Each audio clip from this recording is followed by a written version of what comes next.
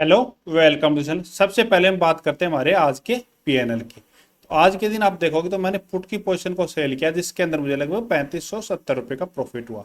तो ये आप देख रहे हो तो मेरी सिर्फ ट्रेड यहाँ पे आपको एक दिखाएगा, लेकिन मैंने एक ट्रेड नहीं किया, यहाँ पे दो ट्रेड किया है। इसमें पहले मेरा एसएल हिट हुआ, उसके बाद में मेरा टारगेट आया है। मॉर्निंग के अंदर मेरा व्यू नेगेटिव था, उसके बाद में जब पीसीआर की वैल्यू चेंज होने लगी और ओआई में भी चेंज आने लगा, तब मैंने जाके यहाँ पे पुट को सेल किया। पहले मैं लग रहा था कॉल को सेल करूंगा, लेकिन वहाँ पे डे कल की क्लोजिंग थी और जहाँ पे गैप फील कर रहा था वहां से वापस रिवर्स कर रहा था, तो मैंने वहाँ पे पुट को सेल किया। पहले मैं आपको चलो मेरी ऑर्डर विंडो दिखा देता हूँ, उसके बाद हम चार्ट पे चल के मैं आपको बताऊंगा कि मैंने ट्रेड कहाँ पे बनाया। तो यहाँ पे आप देखोगे तो 950 के ऊपर मैंने ट्रेड को बिल्कुल डे लो के ऊपर आया था, जहाँ पे कल का सपोर्ट था वहाँ पे ट्रेड बनाया। फिर मैंने यहाँ पे एक बार एग्जिट कर दिया था जब मार्केट वापस से नीचे की साइड में आने लग गया था, तो मैंने 7 पॉइंट के आसपास का मैंने एसएल लिया। फिर वापस से री एंट्री ली और वहाँ पे मैंने लगभग 30 पॉइंट के आसपास का प्रॉफिट लिया। मतलब एक बारी मैंने 7 पॉइंट का एसएल लिया, उसके बाद 30 पॉइंट का टारगेट बुक किया। अभी चलो चार्ट के ऊपर चलते हैं और देखते हैं कि मैंने ट्रेड कैसे बनाया था, कि वहाँ पे आपको अच्छे से समझ में आएगा कि मतलब कैसे मैंने व्यू को चेंज किया। देखो यहाँ से मार्केट नीचे की साइड में आ रहा था, तो मैंने इसी एरिया के आसपास मेरे चैनल पे भी डाला था कि मार्केट या तो नीचे आएगा या फिर साइडवेज रहेगा। लेकिन यहाँ पे जब ये हैमर कैंडल बना रहा था तो मैंने अपसाइड के लिए ट्रेड लिया, क्योंकि ये बिल्कुल सपोर्ट भी था, कल की क्लोजिंग भी इसी एरिया से था। तो लगा मेरे को थोड़ा, यही मेरा व्यू यही था कि मतलब इसके आसपास तक आ सकता है फिर साइडवेज में फंसेगा। लेकिन जब यहाँ तक गया था ना ये, तो वहां तक अपनी ओआई बहुत ज़्यादा चेंज हो चुका था, कॉल से सेलर लगातार निकल रहे थे। इस कारण से मार्केट के अंदर और भी एफ साइड में मूवमेंट आ गया। अभी चलो हम देखते हैं कल के दिन हमारी एक्सपायरी है, और एक्सपायरी के ऊपर हम ट्रेड कैसे कर सकते हैं कि एक्सपायरी के दिन में कौन कौन से लेवल पे ट्रेड करना। तो पहले हम ओआई देख लेते हैं कि ओआई कहाँ पे सबसे ज़्यादा है और कौन कौन से सपोर्ट रेजिस्टेंस हमारे ऑप्शन चैन से निकल के आ रहे हैं। तो यहाँ पे आप देखोगे तो कॉल और पुट दोनों का ओआई सेम है, लगभग बहुत कम अंतर है। लगभग कॉल का ओआई थोड़ा, पुट का ओआई थोड़ा ज़्यादा है, बाकी कॉल का कम। अब हम देखते हैं कि कौन से लेवल्स हैं जहाँ पे ओआई सबसे ज़्यादा। ये एरिया सबसे पहले तो 25,200, तो 25,200 हमारे लिए सपोर्ट है। 25,200 का हमारा फर्स्ट सपोर्ट है ओआई के हिसाब से, क्योंकि यहाँ पे आप देखोगे सबसे ज़्यादा है। दूसरा यहीं पे कॉल का भी है 25,200 के ऊपर ही सबसे ज़्यादा ओआई, कॉल और पुट दोनों का ओआई यहाँ पे ज़्यादा है। तो यहाँ पे ये भी एक रेजिस्टेंस है, लेकिन इसको ब्रेक कर चुका है। तो या तो इसके आसपास रहेगा मार्केट, या फिर ओआई के हिसाब से अपसाइड में जाएगा, कि इसको धीरे धीरे, इसका ओआई कम है तो ये और धीरे धीरे कम आएगा तो अपसाइड में जाएगा। इसके बाद में दूसरा अगर हम सपोर्ट देखें तो सपोर्ट हमारा ये है जो 25,100 का है। 25,100 का सेकंड हमारा सपोर्ट है। एफ साइड में हम रेजिस्टेंस की बात करें तो रेजिस्टेंस हमारा बहुत दूर है, 25,500 के पास हमारा रेजिस्टेंस है। तो रेजिस्टेंस काफ़ी दूरी पे है, तो मार्केट अप साइड में जाने के हमारे पूरे पूरे चांसेस है। दूसरा विक्स भी बहुत कम है, विक्स के कारण भी मार्केट में अप साइड में वोल्टिलिटी नहीं है, तो मार्केट अप साइड में ही जा सकता है। तो अभी चलो हम पीसीआर वैल्यू और देख लेते हैं कि अभी का पीसीआर वैल्यू क्या है, हमारी ट्रेडिंग के हिसाब से है या नहीं है। तो इसको मैं थोड़ा सा मिटा देता हूँ, इससे हम रेजिस्टेंस सपोर्ट रेजिस्टेंस भी फिर ड्रॉ करेंगे इन्हीं को देखते हुए। तो यहाँ पे हम देखते हैं पीसीआर वैल्यू, तो हमारी पीसीआर वैल्यू पे आएंगे हम। तो एक मिनट, पीसीआर वैल्यू हमारी क्या है, क्लोजिंग के टाइम 1.09।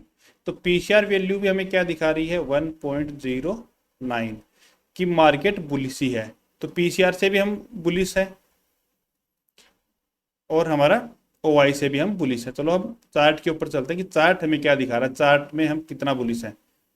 तो चार्ट पे आप देखोगे तो आज के दिन मार्केट ने अच्छी खासी अपसाइड में क्लोजिंग दी है। जो कल का रेजिस्टेंस था 25,200 के आसपास का, उसके पास में क्लोजिंग दी है, उसको ब्रेक करने के बाद में अपसाइड में क्लोज किया है।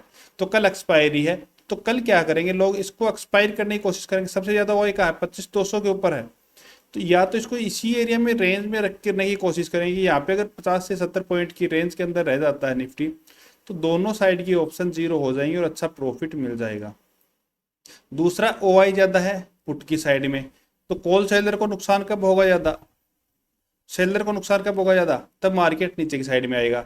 तो नीचे की साइड में हम लेवल मार्क कर लेते हैं कि कहाँ तक हमारे लिए सपोर्ट और रेजिस्टेंस रहेंगे।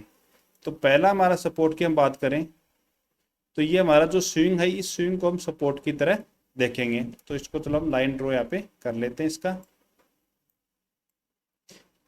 ये हमारा ये जो आज का हाई है इसको हम सपोर्ट की तरह करेंगे। अगर मार्केट हमें इससे नीचे मिलेगा, जाने लगेगा, तो फिर हम नीचे की साइड में ट्रेड करेंगे, नहीं इससे पहले हम बिल्कुल भी पुट की ट्रेड नहीं करेंगे पुट साइड में। ये मैंने 25,190 25,190 से नीचे जब तक नहीं आएगा निफ्टी हमारे लिए बुलिश है। अगर इसके आसपास ही मिलेगा तो हम 30 पॉइंट का एक ऐसा लगा के अपसाइड के लिए ट्रेड का प्लान करेंगे। दूसरा, अगर इसको ब्रेक करता है निफ्टी, फ्लैट ओपन होकर अपसाइड में निकलना स्टार्ट होता है, तो फिर हम यहाँ पे कॉल पुट को बाई कर सकते हैं, कि सॉरी कॉल को बाई कर सकते हैं, यहाँ से अपसाइड में निकल सकता है।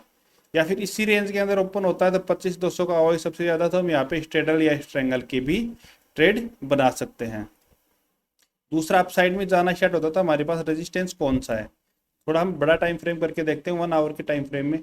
तो हमारे पास रेजिस्टेंस है ये 25,250 का रेजिस्टेंस है। तो इस पर हम लाइन को ड्रॉ कर लेते हैं। पहला रेजिस्टेंस हमारे पास ये है, अगर इसको भी ब्रेक करता है क्योंकि बिल्कुल रेजिस्टेंस के पास में इसने क्लोजिंग दी है, तो फिर ये जो सपोर्ट था 25,350 का, यहाँ तक निफ्टी हमें देखने को मिल सकता है। 25,350 यहाँ तक आएगा तो हमारा ये एक तो एक गैप फिल हो जाएगा, जो यहाँ पे गैप पेंडिंग है ये गैप फिल भी हो जाएगा, और एक बड़ा मूवमेंट हमें अपसाइड में मिल जाएगा। तो यहाँ तक हमारे को 25,350 ये हमारे लिए रेजिस्टेंस का काम करेगा, और इसको भी ब्रेक करेगा तो फिर 25,500 तक निफ्टी जा सकता है। लेकिन ये पॉसिबिलिटी बहुत कम है 25,500 तक कल के दिन जाने के लिए जा सकता है, लेकिन एक्सपायरी है और पहले वाली एक्सपायरी में मूवमेंट आ चुका है, तो इस एक्सपायरी में मूवमेंट आने के चांसेस थोड़े कम है। तो 100 पॉइंट का हम पहले टारगेट रखिए अपसाइड में ट्रेड का प्लान करेंगे, इससे ज़्यादा का हमारा प्लान बिल्कुल भी नहीं रहेगा। अब हम देखते हैं gap up and gap down की स्थिति में हम कैसे ट्रेड कर सकते हैं।